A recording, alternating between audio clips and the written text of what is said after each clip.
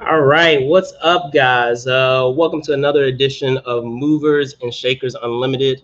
Your host, Brandon Troy. As you saw on the promo post that we've had for the shows that are happening today, the first show that we will be doing will be with the director of the film Homewrecker.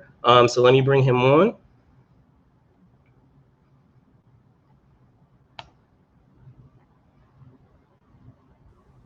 Zach Gayne, what's going on, man? How you doing?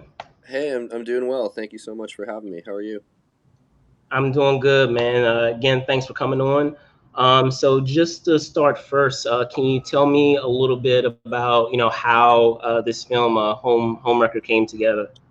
Yeah, for sure. I've been wanting to be a filmmaker for a long time and have been making films just with my friends on a real small scale for a long time.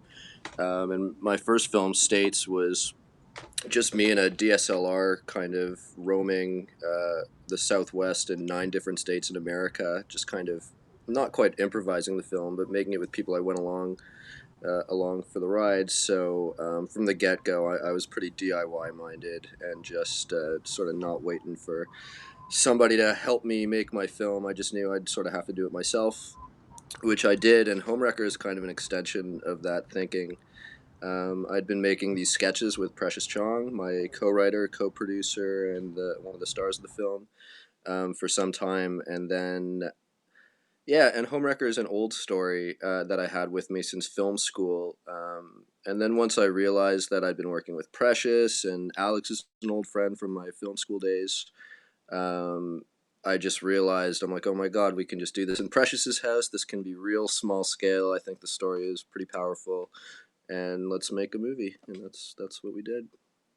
All right, excellent. Well, you actually touched on it a bit just now, but I guess my next question is, can you talk a bit about the casting piece and getting, those roles, the folks for those roles? Because I feel so much rests on who you have in those roles in order for this film to work. Hmm. So based on how the story plays out and to make those characters effectively work, because it's very easy for it to go one way, and I feel based on who you have in the role, it was able to kind of play out in a way where you kind of understand the mindset of your protagonist of yes, they're being really, nice and cordial, but you can see how they can kind of get sucked into that situation, even though you can see, red flags there Yeah. as it continues. It's very much a fine balance with the characters that you have, as particularly with Precious and trying to make those characters work. So can you talk a bit about that? Yeah, for sure. I mean, I guess most films cast after the movie is written. I mean, if you're able to cast before you write the film, then I think you have a real whatever the expression is, advantage, I suppose, Yeah. because you can sort of write for those people. But in Homewrecker, it was extremely advantageous because Precious and Alex were two people who I knew so well. So every single line in the film, we could very easily picture coming out of their mouths, and then also by joining them in on the process, it was just as organic as can be. So when it came time to actually making the film, nobody had to ask what was meant by this line because simply writing it, we vetted that all out, and writing the script like was the pre-production in many ways. Um, yeah, so I suppose that was like our biggest asset, just having them be friends and just knowing their minds through and through. I don't know. Does that sort of get at it? Yeah, definitely. Because I mean, I definitely get where you're coming from. Where a lot of times the actors are coming in later after a lot of everything has been, established. So, Yeah, yeah, that is quite unusual to have them, there the entire time. But and, yeah, and that's then you have to do the work of getting the actor up to speed and getting them there. But we didn't really have to do that this time. definitely.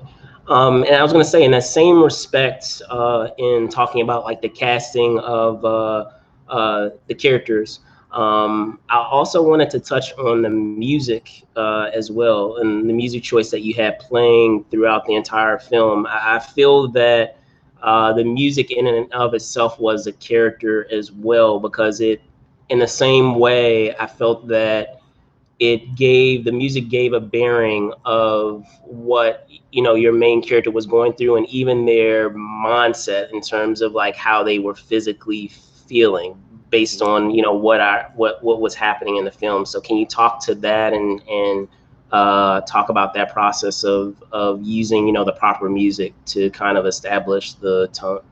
Yeah, I would love to. This is one of my all-time favorite bands right here, Built to Spill. I'm not even wearing this shirt on purpose. You just caught me on a day where I'm wearing one of my favorite shirts. So anyway, the lead talent genius of Built to Spill is this man, Doug March. There he is when he was like 20 years old or something like that. Anyway, I've been loving this band for years and years and years, and he's such a nice guy that along the way he and I sort of became friends, and I showed him my film States, which he really liked, and then I showed him Homewrecker, and it was just a total accident that he agreed to do the music. So I really got like my idol to do the score for this film, which is like I'll never get over.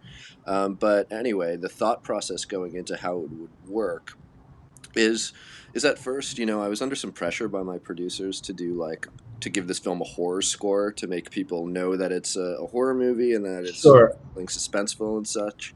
sure. But you know, it's a film that has a lot of genres in it, comedy, horror. But I think the one I wanted to latch onto the most was the melodrama, like the dramatic aspects, and that's kind of what I wanted to bring out with the score the most. So the concept going in was kind of uh, I don't know. You haven't seen the film Adventures in Babysitting, have you? Oh It's like yeah, sure. yeah, all right, cool. So it's like Elizabeth Shue in that first scene. She's like singing along to the Crystals, and then he kissed me, and it's like all teen dreamy, which is kind of why we have that other song, Laverne Baker, "The Story of My Love," that doo-wop song. So we thought it would be interesting. We kind of figured that this character Linda was like Elizabeth Shue in Adventures in Babysitting, like 20 years later, with all that idealistic teen dream youth stuff washed away That is, by yeah. reality. So I thought it'd be cool if we did kind of like, and then he kissed me, but hung over and just like washed out, sort of. Um, Okay. so anyway, we sort of just took these like four basic chords that most songs are written from, like dun dun dun dun, just a classic thing, and then running it through Doug, who's like this tonal genius. He can't he can't make that music sound basic. So we basically just took that simple progression and ran it through a variety of different emotions. Like, okay, now the song is sad, for lack of a better words. Now it's like anxiety, but it's always the same drive. But yeah, exactly as you say. Sometimes we use it to show the interior of Michelle's sadness and just what she's going through in her relationship. So sometimes we do the exact same thing with Linda's heartbreak because it's kind of like this heartbreak suite. But sometimes Linda's flying off the handle, so the score flies off the handle a little bit and gets real surreal and real spooky, ghastly. And that's kind of what the thought process was there. All right, awesome. And uh, um, in also talking about how the story plays out, can you talk also to that heel turn that we have, you know, going as the story progresses, of as we get more information about the characters in this film, and the reveals that happen. Can you talk a bit to that? Because I feel that even in that way, like it could have easily gone one way where you're able to connect the dots a lot sooner, but I feel that it was done effectively where you were able, it wasn't something where it was the film was giving all of its hands, so to speak, up in front. So Right. Yeah. The twist kicks off the third act, I guess. So for the first two acts, you know, maybe you suspect the twist, maybe you don't. I guess when it right. happens, I shouldn't really say this, but when it happens, it's kind of you're kind of like, oh, Oh, right. course. Oh, Right, that's what this movie's called. right, right. But it's super fun writing writing in a film where like writing a film where for the majority only you know what's really I mean, it certainly makes for good second watching, Yeah, because yeah. yeah, because the first time you watch it, you're really stuck in how awkward and pushy this woman is, and the pressure of it. But in watching it the second time, once you have the Seen a information, completely different light. Yeah. exactly, you sort of understand exactly what's happening in that film. And even though you're still getting the same, I don't know, awkward feelings, squirm feelings you might have from a scene like that, there's it's just there's motivation, I suppose. So I love it. I love playing with what the audience knows, what they don't know, and yeah, I mean, I guess the opposite way to do it is sort of in this screenplay I'm writing right now. There's something where there's a scene where, or a few sequences where the audience is in on a secret, but the character isn't. So it's just very fun playing with information and when you deliver it to who, and yeah, that kind of thing. And in that same respect, are you excited uh, with audiences that are seeing it? It may be a little tricky now with everything that's going on for that to be a situation that you'll be in, but Yeah. that excitement of seeing having audiences be let in on that reveal and observing it. As I said, like it might be a little tricky now with everything, but No, I mean it's totally a bummer the fact that like as I mentioned, I spent my whole life trying to make a movie ideally to play in a movie theater so audiences can see it, and now that actually would have happened.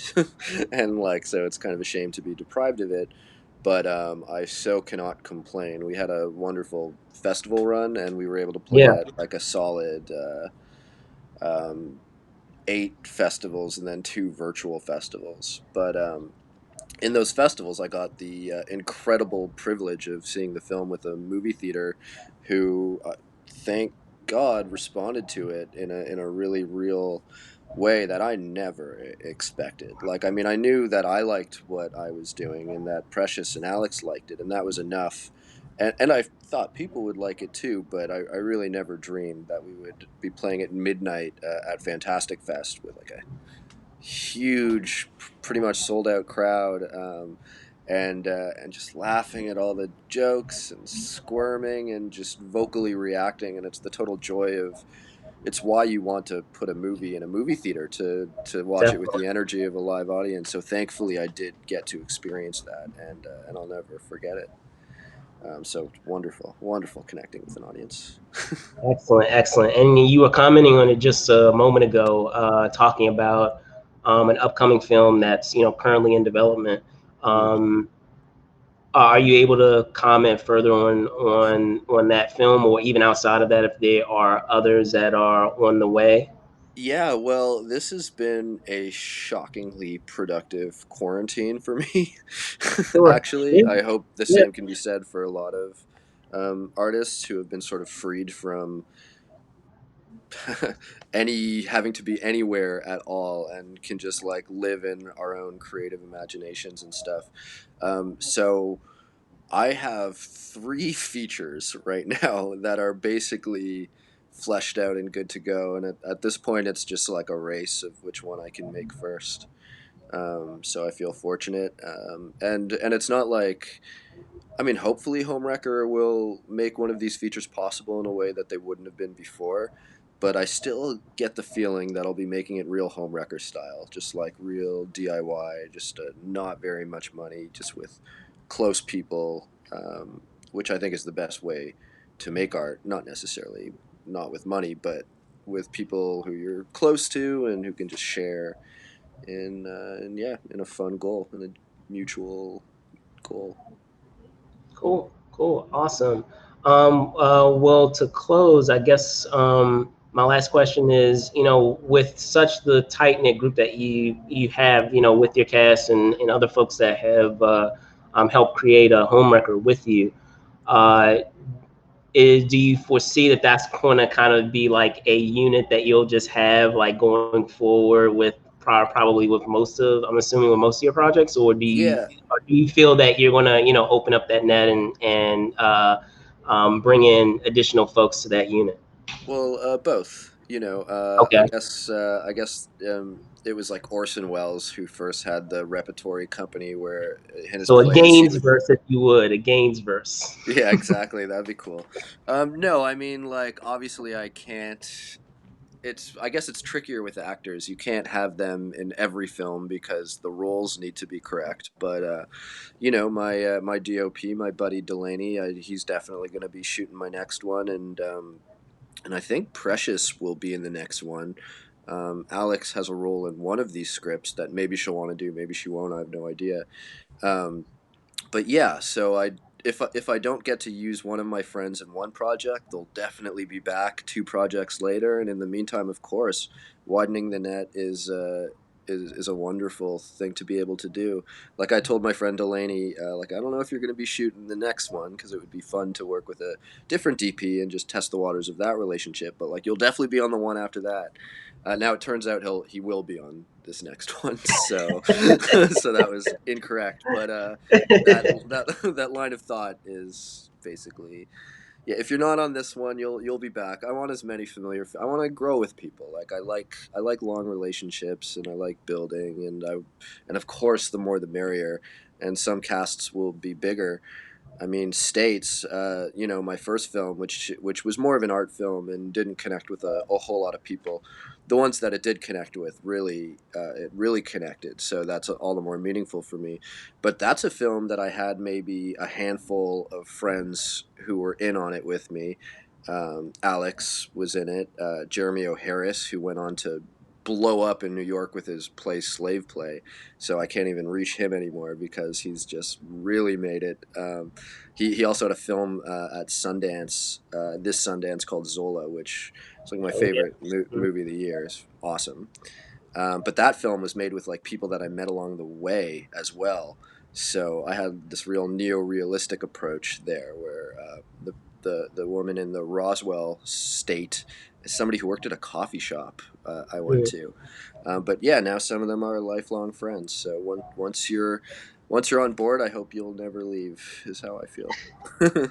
Sounds good, man. Well, Yeah, thank you again so much for talking Homewrecker here, my Movers and pleasure. Shakers. Can you tell folks, where they can, Yeah, find some of your stuff, whether it's, future projects or even with, sure. you know, Yeah. Homewrecker is shockingly available. It's everywhere. It's on Amazon in the States and Google Play and iTunes. If you're in Canada, I'm Canadian, so if you're one of my friends watching, you can watch it on Shaw or Rogers, which is just cable. And then when I was looking on Amazon for the film, I also saw that States apparently is on Amazon Prime. So the first film I made, you can actually watch on Amazon Prime as well if you're feeling adventuristic. My advice if you're going to watch States is like just don't turn it off after the first 20 minutes. I think you'll be rewarded for staying with it until the end. Is what I have to say about States. But yeah, back to Homewrecker. It's also so it was put out by Dark Star and Uncorked, and Uncorked handled the DVD. So we have a DVD, which is awesome. Not very many people get to have that nowadays. But we have a commentary, a Q&A, and the score, Doug March. I got to record a little bit of him playing the score in Boise when we did it. So he was good enough to let me include 15 minutes of that session on the DVD. So you can watch my hero just jamming the score for 15 minutes, and I love it. So check it out. Thank you so all much right. for having me, Brandon. I really appreciate it. Absolutely, man. So there you guys have it. Again, I'm your host, Brandon Troy, host and co-creator of Movies and Shakers Unlimited. You can find us here on Facebook, obviously, as you're watching now. But you can also find us on Instagram at Movers Shakers Unlimited, on Twitter at Move and Shake UNLTD. You can find me, Brandon Troy ENT on Twitter, and Brandon Troy _ENT on Instagram. So once again, thank you guys for watching. Be safe out there, and see you guys soon. Bye.